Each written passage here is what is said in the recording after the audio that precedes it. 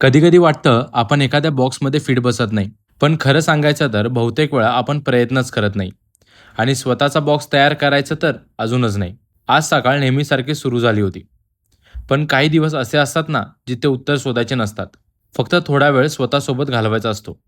म्हणून वर्कआउटच्या आधी दगडूशेठ बाप्पाचं दर्शन घ्यायला गेलो. बाप्पासमोर उभा असताना एक गोष्ट जाणवली.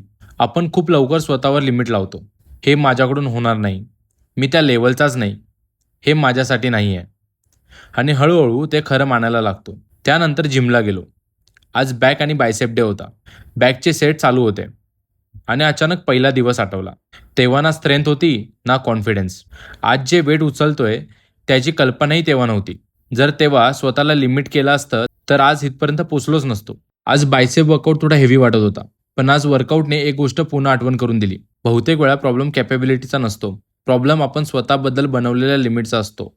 आणि कदाचित बाप्पाची ब्लेसिंग म्हणजे सगळे आन्सर मिळणं नाही, तर स्वतःची क्षमता शोधायची संधी मिळणं.